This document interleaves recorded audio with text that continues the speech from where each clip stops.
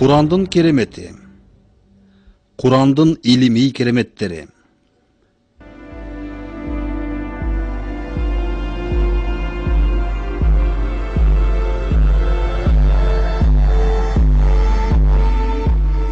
Мындан 14 кылым мурда ааламдын жаратуучусу Аллах тарабынан адамдарга ыйык китеп Кур'ан түшүрүлгөн. Ал жер шарындагы бардык адамзат үчүн жашоодогу туура жол, бул дүйнөдө жана акыретте бактылуу болуу жолдорун көрсөтүүчү, адамдарды жакшылыкка чакыруучу, кыяматка чейинки акыркы жана жалгыз ыйык китеп болуп эсептелет. Кур'анда бул ыйык китеп чын эле Кудайдын сөзү экендигин көрсөткөн сансыз далилдерди жолуктурууга болот.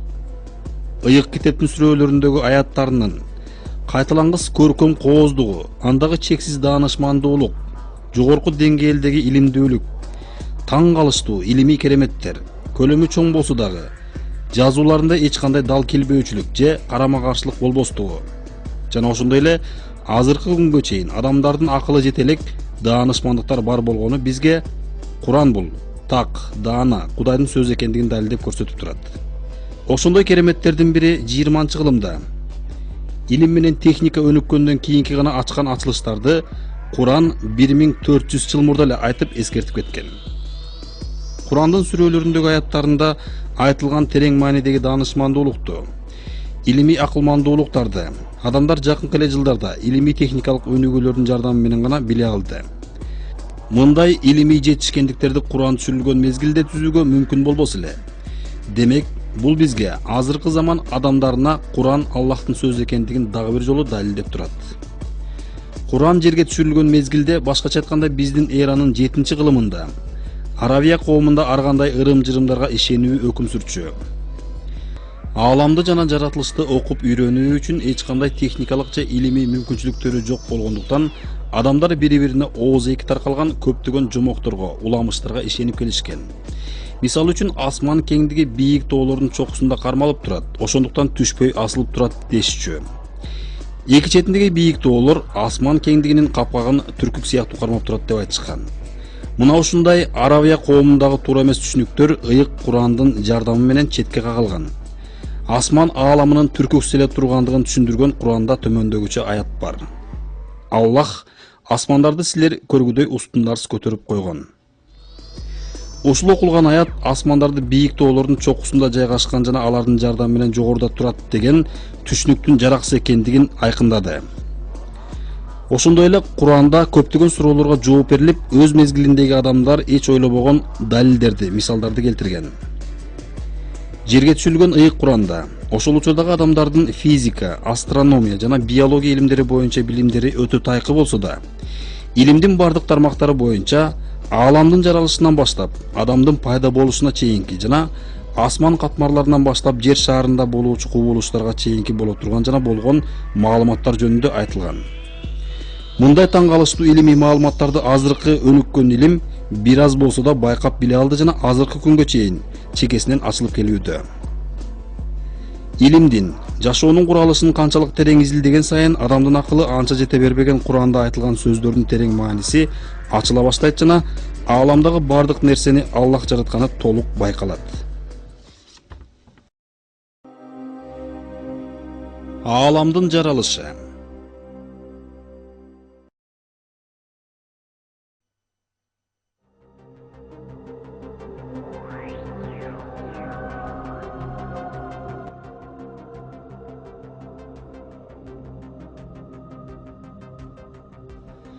Жыйырманчы кылымдын башталышына чейин дүйнө жүзүндөгү илимий чөйрөдө ааламдын түзүлүшү туруктуу, башталышы жана аягы жок деген түшүнүк өкүм сүрүп келген. Мындай жыйынтык көптөгөн жылдар бою илимде өкүм сүргөн. Качан англисче айтканда Big Bang же болбосо чоң жарылуу теориясы пайда болгондон баштап астрономиядагы негизги түшүнүктөр өзгөрө баштады жана жогоркудай туура эмес түшүнүктөр талкаланды. Дүйнө жүзүндөгү окумуштуулар эч талаша албай турган төмөнкүдөй жыйынтыкка келишти. Аалам жана анын материалдык түзүлүшү убактысы көзүрмемде болгон бир чоң жарылуудан пайда болгон. Англисче айтканда Big Bang чоң жарылуу теориясы кичинекей бир чекиттин убактысы нөлгө барабар болгон мезгилден баштап болжол менен азыркы күндөн 15 миллиард жыл мурда жаралышынын натыйжасында ааламдын жоктон жаралганын далилдеп көрсөтүп турат. Чоң жарылууга чейин нерсе же чөйрө деп атай турган эч нерсе болгон эмес. Кандайдыр бир чөйрөгө убакытка эч нерсеси ээ болбогон абал метафизикалык эч нерсе же жоктук деп мүнөздөлөт. Биздин ааламды түзүүчү чөйрө убакыт жана энергия көз ачып жумганча болгон убакытта өтө чоң ылдамдыкта пайда болгон. Азыркы күндөгү астрофизикадагы көптөгөн илимий ачылыштар чоң жарылуу теориясынын тууралыгын тастыктап келет. Бул теория ааламдын жаралышын толук кандуу түшүндүрүүчү жалгыз гана теория экендигине дүйнөдөгү бардык илимдер макул боло алышат. Физиктер 20-жылымда гана биле алган улуу акыйкатты ыйык Куран 1400 жыл мурда эле адамдарга эскертип койгон. Ааламдын жаралышын Куран төмөндөгүдөй түшүндүрөт. Ал асмандарды жана жерди жоктон пайда кылуучу.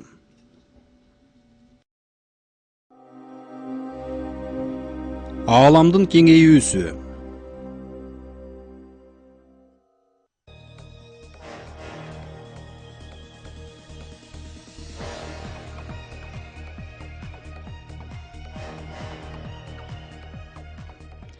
Өнүккөн технологияларды колдонуу менен окумуштуулардын эсептөөлөрү жана изилдөөлөрү адамзат үчүн дүйнөнүн терең сырдуу маанидеги сырларын ача баштады. Алардын бири ааламдын токтоосуз кеңейүүсү. Аалам ар дайым өзгөрүүдө, ошондой эле кеңейүүдө экендигин теориялык жол менен биринчилерден болуп, 20-жылымдын башында орус физиги Александр Фридман менен бельгиялык изилдөөчү Георг Альметр айтып чыгышкан. Жогоркудай жыйынтыктоолор 1929 жылы АКШнын Калифорния штатындагы Маунт Уилсон обсерваториясында асман телолоруна байкоо жүргүзүү методу менен дагы бир жолу кубатталды. Америкалык окумуштуу астроном Эдвин Хаббл чоң телескоп менен асмандагы жылдыздарга жана галактикаларга байкоо жүргүзүп, таң калыштуу кубулуштарга туш болгон. Жылдыздар менен галактикалар токтоосуз бири-биринен алыстаганын байкаган. Мындай ачылыш илимде чоң бурулуш жасады жана илимий чөйрөнүн тарыхында маанилүү орун ээледи. Демек, эгерде асман телолору бири-биринен токтоосуз алыстаган болушса, анда ааламдын чоңдугу барган сайын кеңейип бара жаткандыгын көрсөтөт. Мындай кубулушту төмөнкү мисалдан жакшыраак түшүнсөк болот. Эгерде бир шарга бир канча чекиттерди белгилеп, анан аны үйлөсөк, шар чоңойгон сайын чекиттер бири-биринен алыстай баштайт. Ааламдагы жылдыздарда да ушундай эле көрүнүш байкалган. Мындан 14 кылым мурда Куран жерге түшүрүлгөн мезгилде азыркы күндөгүдөй илим анча өнүгө элек. Эч ким мындай далилди байкаган эмес болчу. Бирок Куранда ааламдын кеңейүүсү тууралуу так жана даана айтылып турат. Асманды биз кудурет менен тургуздук. Биз аны кеңейтүүчүбүз. Топурактан, ылайдан жаратуу.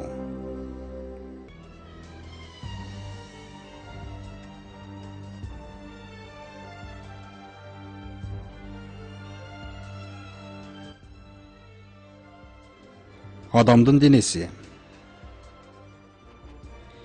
Тим эле ажайып таң калыштуу түзүлүш. Дали болсо кээ бир түзүлүштөрү толугу менен изилденип бүтө элек.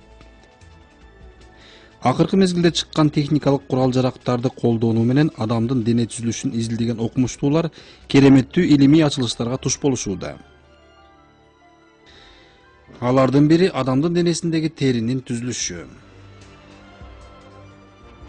Адамдын денесинин терисинде 26 элемент бар. Алардын ичинен 6-оосу чоң көлөмдө жайгашкан. Булар көмүртек, суутек, кычкылтек, азот, фосфор, серра.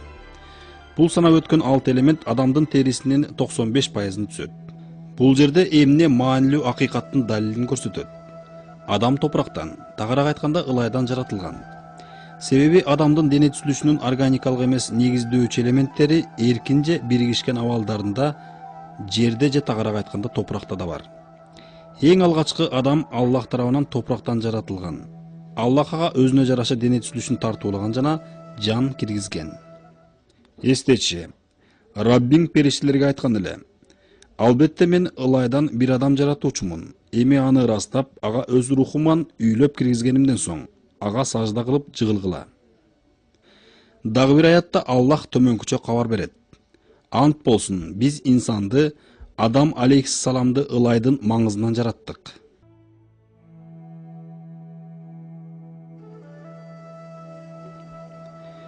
Топурактын эркин абалындагы негизги түзүүчүлөрү адамдын дене түзүлүшүндө да бар экендиги, тагыраак айтканда, адамдын денесиндеги бар элементтер топуракта да бар. Азыркы күндөрдөгү илим далилдеген ушундай акыйкат 14 кылым мурда түшүрүлгөн Курандын тууралыгын дагы бир жолу көрсөтүп турат.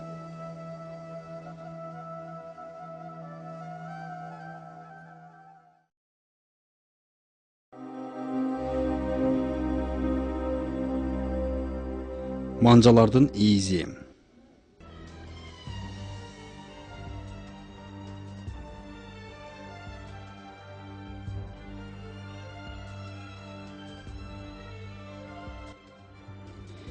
Келиңиздер, бир элестетип көрөлүчү. Азыр ушул убакытта жер жүзүндө канча адам жашайт жана илгерки адамзат пайда болгондон бери канча деген адамдар жашап өттү. Канча болсо да, ошолордун баарысынын колдорунун манжаларындагы издер качандыр бири-бириникине окшобойт, ар кимдики ар башкача. Керек болсо, бир уруктук тукумдан пайда болгон эгиздердин ДНКсынын түзүлүшү бир болсо дагы, колдорунун изинде айырмачылыктар бар. Сүрөттө көрүнүп тургандай эле сызыктардын өзгөчөлөнүп турган абалы байкалат. Манжалардын изинин сүрөттөлүшү, акыркы толук формасы наристе төрөлгөнгө чейин эле ненесинин ичинде жаткан мезгилде даяр болот. Эгерде колдун терисинде эч кандай өзгөрүүлөр болбосо, мисалы кесилип же башка болуп калбаса, анда өмүр бою ошол бойдон өзгөрүүсүз калат. Манжалардын изи ар бир адамдын жеке өзүнө гана тиешелүү болгондуктан, адамдын жеке күбөлүгү катары болуп да эсептелет. Мындай өзгөчөлүктү окумуштуулар 19-кылымдын аягында гана биле алышты. Мындай ачылыш пайда болгондон 14 кылым мурда түшүрүлгөн ыйык Куранда манжалардын изинин жогоркудай өзгөчөлүгүнө көңүл бурууга чакырат. Ошол мезгилде адамдын дене түзүлүшүнүн мындай өзгөчөлүгүн эч ким билчү эмес экендигин сөзсүз белгилеп коюшубуз керек. Инсан бизди, анын чирип топуракка айланып кеткен сөөктөрүн эч качан топтой албайт деп күмөн кылабы? Жок. Биз анын бармактарында тикелеп, жайына келтирүүгө кадыр жөндөмдүү затпыз.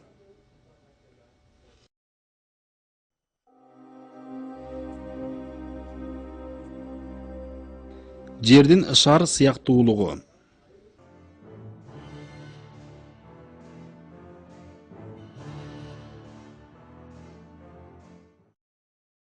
Ал асмандар менен жерди чындык мыйзам менен жараткан. Ал түндү күндүздүн үстүнө оройт, күндүздү түндүн үстүнө оройт. Ушул жогоруда Курандын аятында айтылган акылмандуулукка көңүл бурсак, анда жердин түзүлүш формасын түшүндүрүүдө эң ылайыктуу сөз колдонулган. Курандын арабча маанисиндеги таквир деген сөздү кыргызчага которгондо оройт деген маанини билдирет. Бул бир тегерек же томолок нерсени оройт деген маанини түшүндүрөт. Демек, түндү күндүздүн үстүнө оройт дегени томолок түзүлүштөгү жердин күндүзгү абалын түн менен оройт деп айтып жаткандыгын түшүнсөк болот. Ошентип Курандын аятында айтылгандай, түндү күндүз менен, күндүздү түн менен оройт деп бирин бири алмаштырганын айтуу менен жердин шар формасында экендигин белгилеп жаткандыгын байкасак болот. Бирок ушул жерде айта турган нерсе, Куран жерге түшүрүлгөн мезгилде элдерде жердин бети тегиз деген түшүнүк бар эле. Жердин шар формасында экендигин андан бир канча жылдар өткөндөн кийин гана айта башташкан. Куранда айтылган жердин шар формасында экендиги жөнүндөгү маалымат ааламдагы бардык нерсенин жаратуучусу болгон Аллахтын сөзүн далилдеген чексиз далилдердин дагы бири.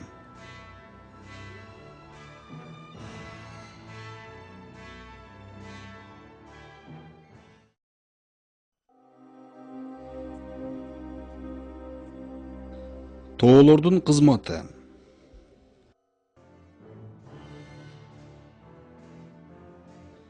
Курандын бир аятында жердин түзүлүшүндөгү тоолордун өзгөчө кызматы жөнүндө баса белгилеп кетет. Тоолор жердин титирөөсүн жоготуучу өзгөчөлүккө ээ. Биз жер чайпалбасын үчүн анда тоолорду пайда кылдык. Азыркы күндө жердеги тоолордун кызматынын мындай өзгөчөлүгүн геология илими да далилдеди. 20-кылымдын башталышына чейин окумуштуулар тоолор жөнөкөй эле бир жердин жаралуусу учурунда үстүңкү тегиздигинде пайда болгон бийиктиктер деп эсептешип келишкен. 20-кылымда гана тоолордун маанилүү, өзгөчө кызматын биле калышты.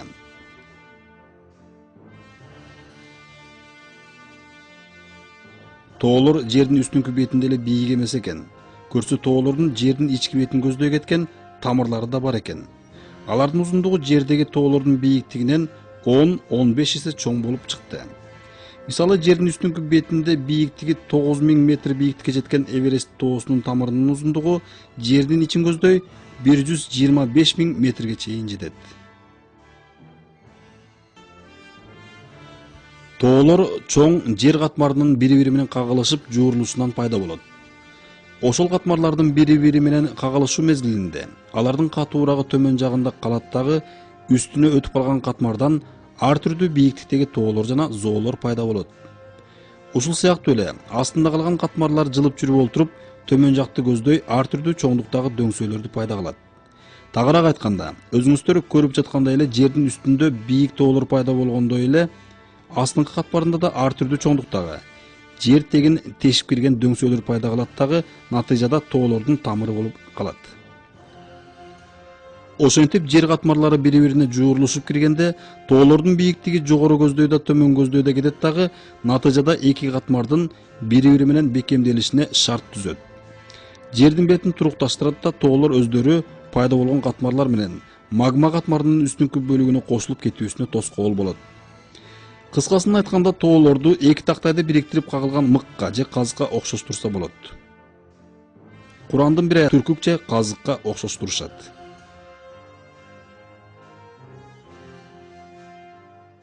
Биз жерди бардык жанзаттар турак жай тутуп жашоолор үчүн бир төшөк тоолорду болсо, ошол жерди кармап туруучу казыктар кылып койбодукпу?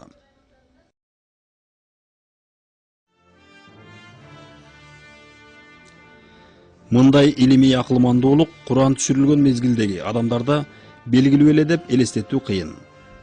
Эгерде тоолордун мындай өзгөчө кызматы болбогондо, анда жер азыркыдай абалында топтолмок эмес. Суулар болсо эч качан чогулбайт эле. Өсүмдүктөр такыр өсмөк эмес. Башка сөз менен айтканда, жерде жашоого мүмкүнчүлүк жок болмок. Бирок баарынан улук Аллах өзүнүн мээримдүүлүгү менен тоолорго жогоркудай кызмат берип койгондугу үчүн жерде жашоого мүмкүнчүлүк болду.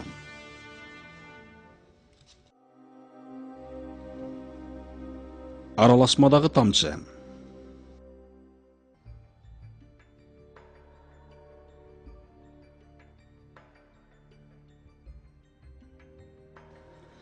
Сиздер билесиздерби, эренин курсагындагы ымыркайдын жаңы жашоосунун пайда болушу кандай мүнөздө болорун? Көрсө, эненин ичине түшкөн уруктуктар тукумдук клеткага түшкөнгө чейин узак жана татаал жолду басып өтөт экен. Жыныстык катнашуу учурунда бир эле учурда эркек орточо эсеп менен 250 миллион уруктуктарды иштеп чыгарат. Тагыраак айтканда, жатынга төгөт. Бирок ошол уруктуктардын эненин ичиндеги тукумдук клеткага чейинки жолду басып өтүүсүндө 250 миллиондун ичинен 1000 гана тукумдук клеткага ийгиликтүү жетет. Андан 5 минут өткөндөн кийин уруктуктардын марафону токтойт жана туздун майдасынын жарымына барабар болгон тукумдук клетка уруктуктардын бирөөсүн гана кабыл алат. Тилекке жараша, жакынкы күндөрдө эле окумуштуу эмбриологдор тарабынан таң калыштуу далил табылды. Көрсө, тукумдук клетка уруктуктардын, башкача айтканда, аралашманын баарын кабыл кылбайт, а болгону кичинекей бөлүгүн, бир тамчысын эле келечектеги төрөлүүчү адамдын эркек же ургач экендигин билдирүүчү маанисин гана кабыл кылат экен. Бул далил Куранда төмөндөгүчө түшүндүрүлөт.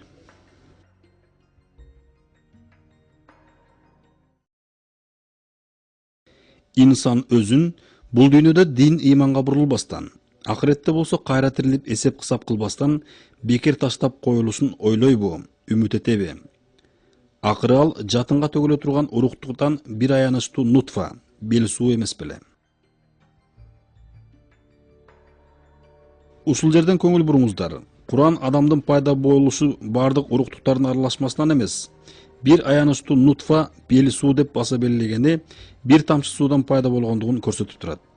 Мындай акыйкатты азыркы күндөгү илим далилдеди жана тууралыгын толук кабыл кылды.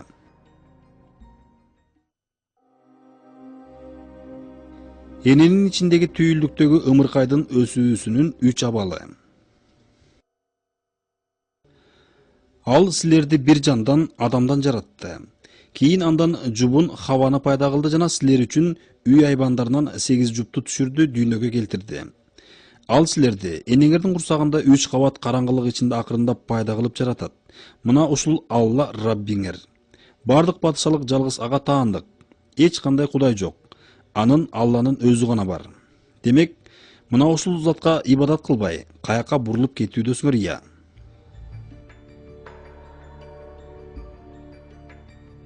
Куранда эненин курсагындагы түйүлдүктө ымыркайдын пайда болушу бири-биринен даана айырмаланган 3 стадияда акырындап өсөрүн белгилейт.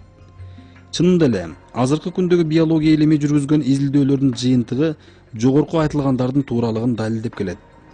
Эненин курсагындагы түйүлдүктөгү ымыркай Курандын аятында айтылгандай эле 3 кабат караңгылык ичинде 3 түрдүү эмбриологиялык абалда биринин артынан бири пайда болгон жагдайда өсөрү белгилүү болду. Бул 3 караңгылык төмөнкүчө: баш сөөктөгү караңгылык, жатындагы караңгылык, туулгандагы караңгылык. Андан сырткары Курандын аятында адамдын эмбриону 3 түрдүү өсүү абалында болорун белгилейт. Адамдын эмбриологиясынын негиздери деген фундаменталдуу басмаларда жогоркудай өсүү процессин төмөнкүчө түшүндүрөт. Эненин курсагында ымыркайдын жашоосу 3 абалда жүрөт. Биринчиси алдыңкы эмбриологиялык абал. Бул биринчи 2,5 жуманы түзөт. Экинчиси эмбрионалдык абал. Бул 8 жуманын аягына чейинки мезгилди камтыйт жана феталдык абал. Бул 8 жумадан баштап ымыркай төрөлгөнгө чейинки мезгилде болот.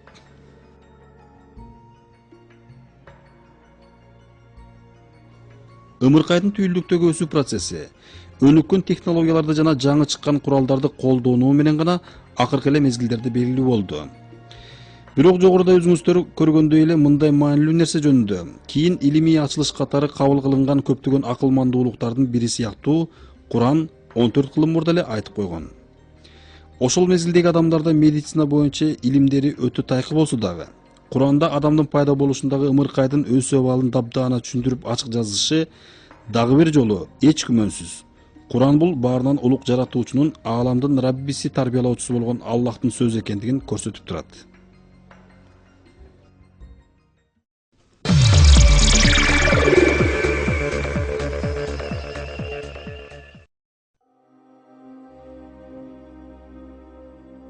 Адам эмбрионундагы органдардын өсүшү.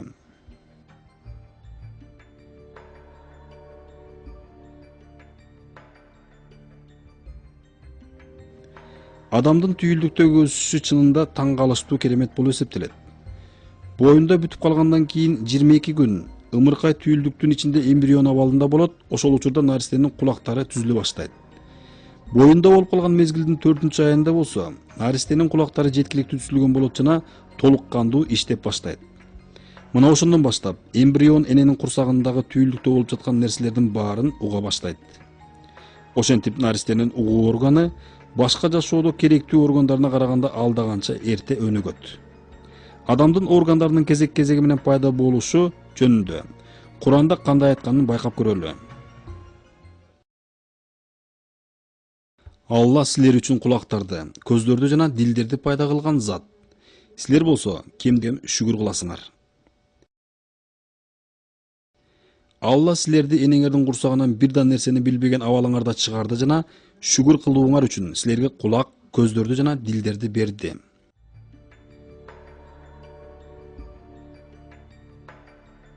Жогорку окулган аяттардан байкасак болот. Куранда Аллах адамдын органдарынын пайда болуу катарын дайыма бир калыпта эскертет. Мисалы кулак, көз жана дил деп. Көрсө чынында эле наристенин органдарынын түзүлүшү жогоруда айтылгандай катарда пайда болот экен. Башкача сөз менен айтканда, азыркы күндөгү илимий ачылыштарды ачкан адамдын органдарынын пайда болуусу Куранда дабдаана түшүндүрүлүп жазылган. Темирде бекитилген сыр.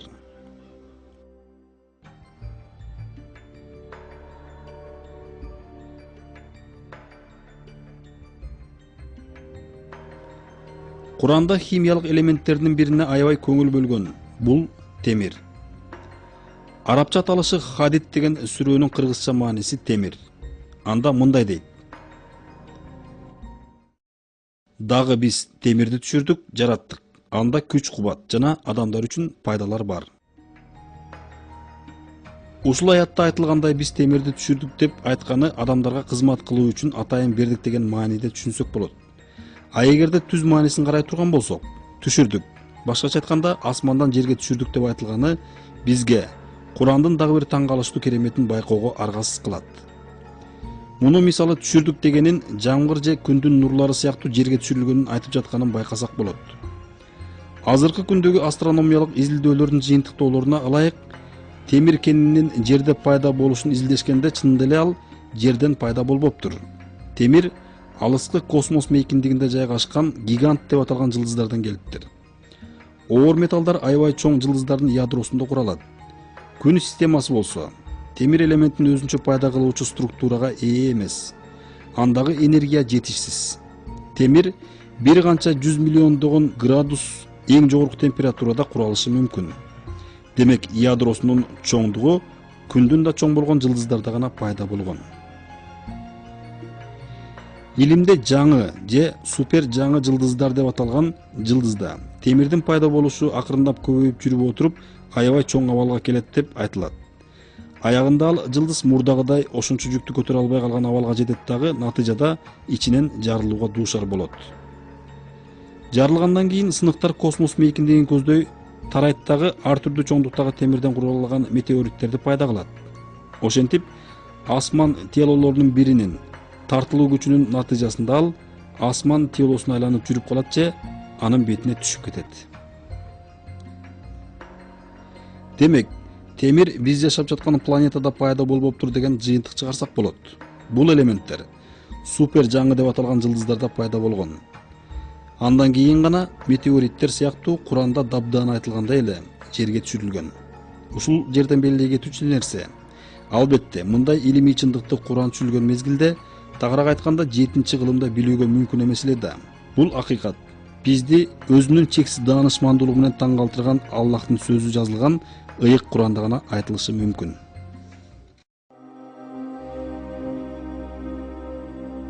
Орбиталар жана айлануучу аалам.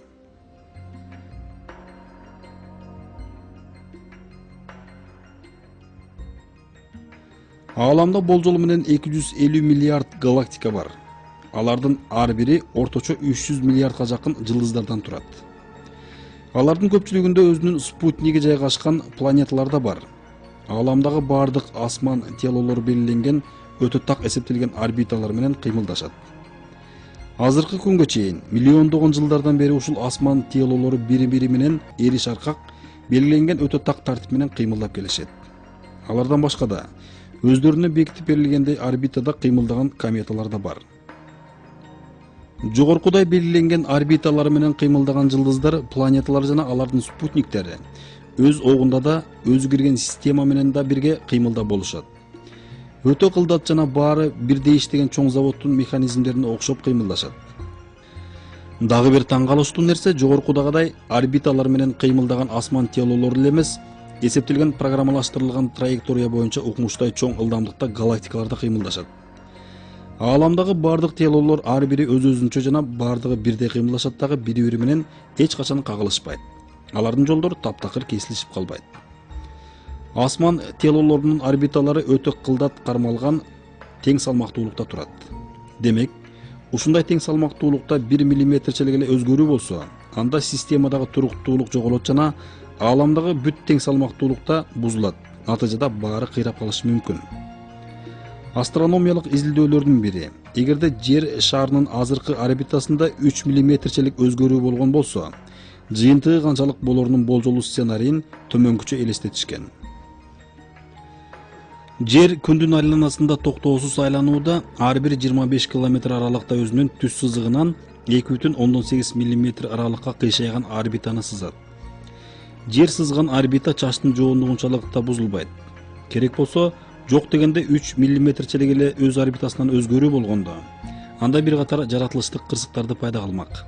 Эгерде кыйшаюу 2,8 мм эмес, 2,5 мм болгон болсо, анда орбита аябай жоон болмок жана биз сууктан тоңуп калмакпыз. А эгерде орбитанын кыйшаюусу 3 мм болгон болсо, анда өтө катуу жылуулуктан адамдар чыдабай кыйрап калмак. Адамзат мындай далилдерди ар кандай өнүккөн технологиядагы асманга байкоо жүргүзүүчү куралдарды колдонуу менен 20-кылымда гана биле алды. Бирок ааламдагы асман телолору белгилүү эсептелген так орбиталар боюнча кыймылдашы туурасында ыйык Куран мындан 14 кылым мурда эле төмөнкүчө айтып койгон. Жылдыздар аракет кыла турган жолдор ээси болгон асманга ант. Дагы бир аятта төмөнкүчө белгилейт. Алла түн жана күндүздү, күн жана айды жараткан зат. Булардын бардыгы өз мейкиндигинде сүзүшөт.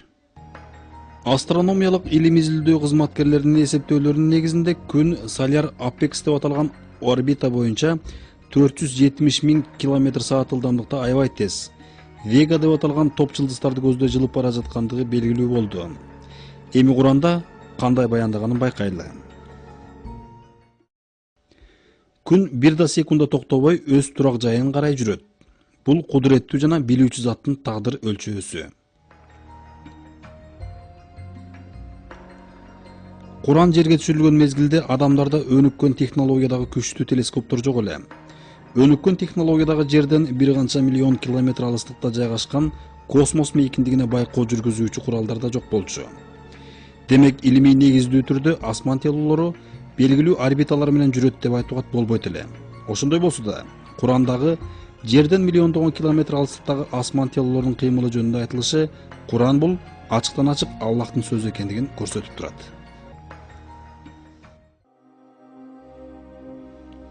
Айлануучу асман. Курандын Тарик сүрөсүнүн 11-аятында мындай дейт. Кайра-кайра түшүүчү жамгыр ээси болгон асманга ант. Бул жерде Куран аба мейкиндигинин кайра түшүүчү кыймыл аракети жөнүндө айтат. Кайра-кайра түшүрүүчү болгон асманга ант. Курандын таң калыштуу илимий кереметин байкасак болот. Кайра-кайра түшүрүүчү деген сөз Курандын аятында кайра артка кайтаруучу деген мааниде берилген. Жер шаарын курчап турган аба мейкиндиги ар түрдүү катмарлардан турат. Алардын ар бири өз-өзүнчө тирүү жандыктар үчүн керек болгон кызматтарды аткарышат. Изилдөөлөрдүн натыйжасында ар бир аба катмары өз-өзүнчө кандайдыр бир нурларды же заттарды кайра артка жерди көздөй, же космос мейкиндигин көздөй кайтарары белгилүү болду. Азыр ошол аба катмарларынын кайтаруу жөндөмдүүлүктөрүн кээ бир мисалдардан байкап көрөлү. Тропосфера жер бетинен 13-15 км бийиктикте жайгашкан. Ал жердин бетинен бууланган суу бууларынын тыгыздалып топтолушуна шарт түзөт да, ошентип жамгырдын жаашына себепкер болот. Озон катмары, башкача айтканда озоносфера жердин бетинен 25 км бийиктикте жайгашкан. Ал катмар космос мейкиндигинен келүүчү радиация нурларды жана ультра сиякөк нурлардын жердин бетине өтүп кетүүсүнө жол бербей, кайра артка кайтарат. Ионосфера деп аталуучу аба катмары болсо, спутник сыяктуу жер бетинен келүүчү ар түрдүү радио толкундарды кармап, жердин башка бөлүктөрүнө кайтарууга жөндөмдүү. Ошентип алыс аралыкта жайгашкандарга радио жана теле берүүлөрдү өткөргүчсүз камсыз кылат. Магнитосфера катмары. Бул катмар күндөн жана жылдыздардан чыккан ар түрдүү радиоактивдүү зыяндуу нурларды жердин бетине өткөрбөй, кайра артка кайтарууга жөндөмдүү.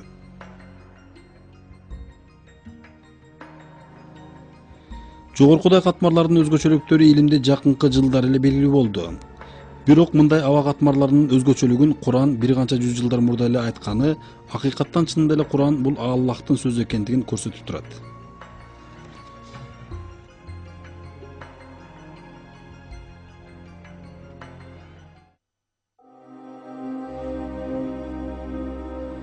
Булуттардын оордугу.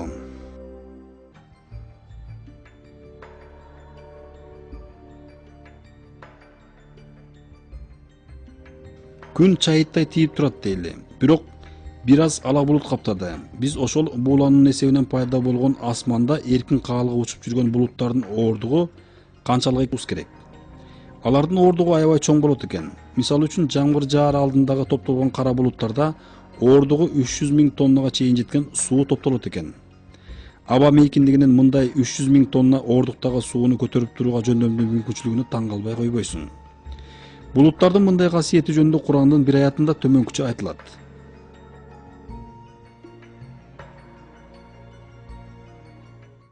Ал өз ырайымынын жамгырдын алдынан сүйүнүч кабар кылып шамалдарды жиберген зат. Качан алар оор салмактуу булуттарды көтөрүп келген соң, биз аны булутту чаңкаган өлүү шаарга жерге жаадырабыз. Анан ага суу жамгыр жаадырып, анын жардамында ар түрдүү мөмөлөрдү чыгарабыз. Кана эми эскертме, үлгү алсаңар. Куран жерге түшүрүлгөн мезгилдеги адамдар булуттардын мындай оорлугу жөнүндө эч нерсе билишпейт эле. Мындай илимий ачылышты окумуштуулар акыркы эле убактарда биле алышты. Мындай илимий акыйкаттын Курандын аяттарында болушу, Куран бул Аллахтын сөзү экендигин көрсөткөн көптөгөн далилдердин дагы бирөө.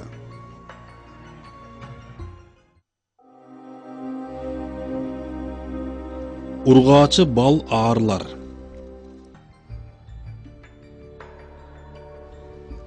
Аарылардын уюлунда эч токтоосуз дайыма жумуш жүрүп турат. Аарылар эч кандай чарчоо, дем алуу дегенди такыр билбей күндүр-түндүр иштей беришет. Бирок ургаачы аарылар гана иштешет. Уюлдардагы эркек аарылар болсо эч нерсе жасашпайт. Уюлду тазалоого катышпайт. Бал чыгаруу үчүн ширелерди топтошпойт. Өздөрү үчүн уюлдарды курууга да катышпайт. Эркек аарылардын болгон эле бир кызматы бар. Ал ургаачы аарылардын ханышасы болуп эсептелген аарыны төлдөтүү гана. Андан башка эч нерсеге жарабайт. Жана ургаачы аарылар кылган иштердин бирөөсүн да аткарууга жөндөмү жок. Өз үйүрлөрүнүн баардык оор жумуштарынын баары ургаачы аарылардын мойнунда. Алар уюлдарын тазалайт, жаңы пайда болгон кичинекей аарыларды карашат, башка жумушчу аарыларга тамак даярдайт. Алар талааларды карай учушат дагы ар түрдүү гүлдөрдөн ширелерди топтоп уюлдарына ташып келишет. Бул ургаачы аарылар деле ханыша аардан айырмасы жок. Бир эле жеринен айырмаланат, алардын төлдөө органы өнүккөн эмес, башкача айтканда алар төлдөбөйт. Ушундай аарылардын өзгөчөлүгүнө Курандын Нахл деген кыргызча мааниси аарылар деп аталган сүрөсүнүн бир аятында төмөнкүчө көңүл бөлүнгөн.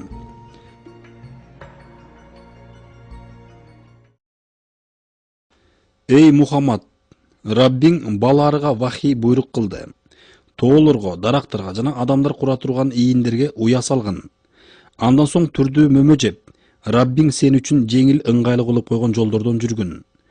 Анын кардынан адамдар үчүн шыпа болгон түркүн түстүү ичимдик бал чыгат. Албетте, бул иште ой жүгүртө билген коом үчүн аят үлгү бар.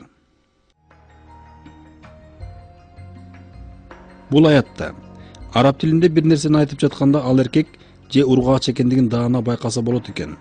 Кыргызчада, орусча айтканда мужской и женский род жок болгондуктан ургаачы аарыны айтып жаткандыгы жакшы байкалбай калган. Бирок чындыгында ошол ургаачы аарылар жөнүндө айтылыптыр. Ушул жерден даана байкасак болот. Жогоруда ургаачы аарылар аткара турган жумуштарды Курандын аятында таптак ачык көрсөткөнүн. Бирок эскерте кетчү нерсе ушундай аары жана башка курт кумурскалардын жынысын аныктоо. Биологиялык изилдөөлөрдүн натыйжасында акыркы күндөрдө эле белгилүү болду. Аарылардын уюлдарында жумуштун баарын ургаачы аарылар гана аткарары мындан мурдагы эле 100 жылдыкта белгилүү болгон. Ыйык Куран болсо мындай таң калыштуу нерсени адамдарга 14 кылым мурда эле эскертип койгон.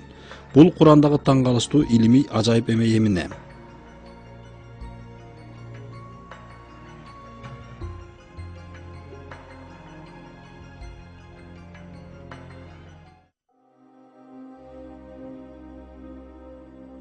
Убакыттын салыштырмалуу теориясы.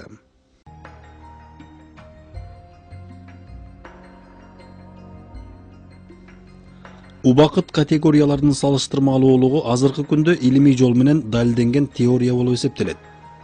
Салыштырмалуу дегени убакыттын бардык учурда же бардык жерде туруктуу жана бирдей эместигин түшүндүрөт. Башкача айтканда салыштырмалуу өзгөрүлүп тураарын түшүнсөк болот. Мындай акыйкатты 20-кылымда Альберт Эйнштейн биринчи болуп далилдеген жана ушунун негизинде дүйнө жүзүндө атак даңктуу окумуштуу катары таанылган. Эйнштейндин мындай ачылышы пайда болгонго чейин адамдар физикалык шартка жараша убакыттын туруктуу эмес жана салыштырмалуу өзгөрөрү жөнүндө эч нерсе билишпеген эле. Бирок Эйнштейн убакыт абсолюттуу туруктуу эмес, анын өзгөрүшү массага жана ылдамдыкка көз каранды экендигин далилдеди. Чындыгында Эйнштейн айткан мындай убакыттын салыштырмалуу өзгөрүүсү жөнүндөгү илимий ачылышты Куран бул акыйкат жарыкка чыкканга чейин 1300 жыл мурда эле эскертип койгон.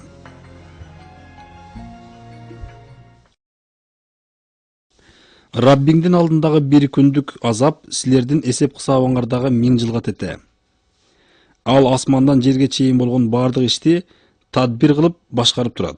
Кийин бул иштердин бардыгы силердин эсебиңерде 1000 жылга тең боло турган бир күндө кыяматта анын өзүнө көтөрүлөт.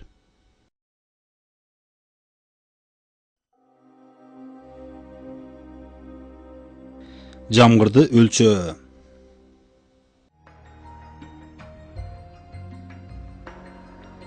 Метеорология окумуштууларынын эсептөөлөрүнө ылайык жердин бетинен ар бир секунда сайын 16 миллион тонна суу бууланып турат.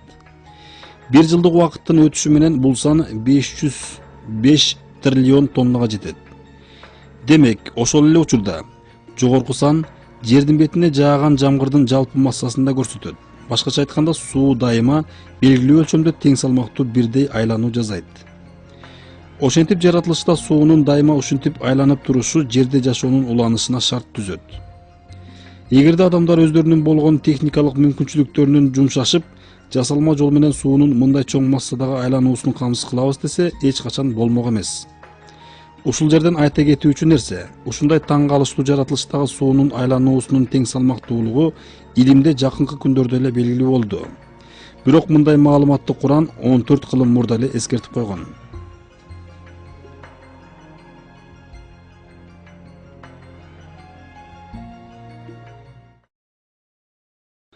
Ошол зат асмандан анык өлчөө менен суу жамгыр жаадырды. Анан биз ал суу менен өлүү шаар кыштактарды тирилттик. Тактап айтканда, кургак жерден түрдүү түмөн өсүмдүктөрдү, чөптөрдү чыгардык. Силер да кыямат күнүндө мүрзөңөрдөн мына ошондой чыгарыласыңар. Ушул белгилүү өлчөмдөгү суунун айлануусунда кичине эле өзгөрүү болсо, анда бир аз убакыт өтпөй эле жер шаарындагы экология бузулуп, жашоо токтоп да калышы мүмкүн. Бирок мындай эч качан болбойт. Себеби Куранда айтылгандай эле жамгыр дайыма жыл сайын бирдей санда белгилүү өлчөмдө гана жаайт.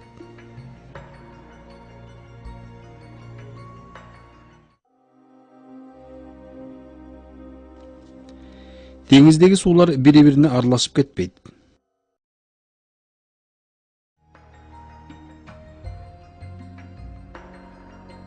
Биздин эранын 7-кылымында адамдарда деңиздер жана океандар жөнүндө эч кандай илимий кабарлары жок мезгилде Куран тереңдиктеги океандардын сууларынын ажайып бир өзгөчөлүгү тууралуу кабар берип койгон. Ал зат эки деңиз, дарыяны бири-бири менен учураша турган абалдарында жанаша катар агызып койду. Бири да ал экөөнүн ортолорунда бир көрүнбөс тосмо болуп, алар ошол тосмолордон ашып өтүшпөйт. Дагы бир сүрөдө мынтип баяндалат. Алла эки деңиз дарыяны, мунусу ширин жагымдуу жана мунусу туздуу ачуу кылып агызып койгон жана алардын ортосунда тосмо, касаба жана көрүнбөс парда кылып койгон зат. Ушундай Куранда айтылган суулардын өзгөчөлүгүн окумуштуулар изилдөө жүргүзүүнүн натыйжасында чын эле таап чыгышты. Суулардын мындай бири-бирине жакындашуусу болсо да эч качан алар аралашып кетпестиги жакынкы эле жылдары окумуштуу океанологдор тарабынан аныкталды. Беттик тартылуу деп аталган физикалык күчтүн эсебинен коңшу эки суунун бирине бири куймада кошулууга мүмкүнчүлүгү жок. Себеби алардын тыгыздыгы ар кандай болгондуктан алар бири-бирине аралашпайт. Эки суу тим эле ортосунда дубал бар сыяктуу бири-биринен бөлүнүп турат. Ушул жердеги баарынан кызык нерсе, алыскы жылдарда адамдардын илим билимдүүлүгү бир кыйла тайкы болгондуктан суулардын мындай беттик тартылуу касиети жөнүндө эч нерсе билбесе да, азыркы күндөгү океанология билген суулардын мындай физикалык өзгөчөлүгүн Куран мурда эле дабдаана түшүндүрүп айтып койгон.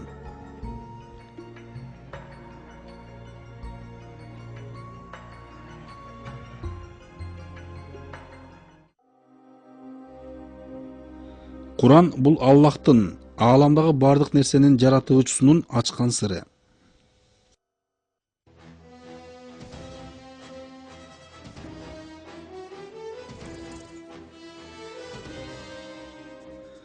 Куран бул баарынан улук Аллахтын ааламдагы бардык нерсени жоктон бар кылып жараткан жаратуучунун адамдарга ачкан сыры болуп эсептелет. Ушундай таң калыштуу сыр экенин өнүккөн технологиялык илимий жетишкендиктердин жардамы менен гана ача алган ачылыштарды Куран 14 кылым мурда эле айтып койгону менен түшүндүрүүгө болот.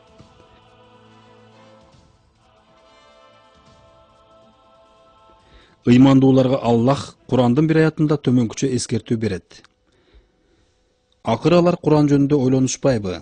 Эгер ал Алладан башка бирөө тарабынан болгондо, анда көп карама-каршылыктарды табышар эле го.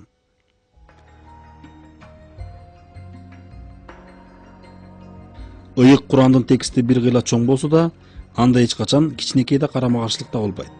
Китептеги акылмандуулуктар адамдардын өнүгүү мезгилдерине жараша утуру жаңыланып, жаңы таң калыштуу илимий акыйкаттарды адамзат үчүн тартуулай берет. Ыймандуулар ар дайым ушул ыйык Куранда айтылгандарды эч кыйшаюусуз аткаруулары зарыл жана ошондо жазылган Аллахтын буйруктарын өз жашоосунун негизи кылуулары абзел. Баарынан улук Аллах бизге төмөнкүчө буйрук кылат. Мына бул болсо биз түшүргөн мубарек Куран. Демек ага ээрчигиле жана Алладан корккула. Балким мээримге, ыракымга бөлөнөрсүңөр.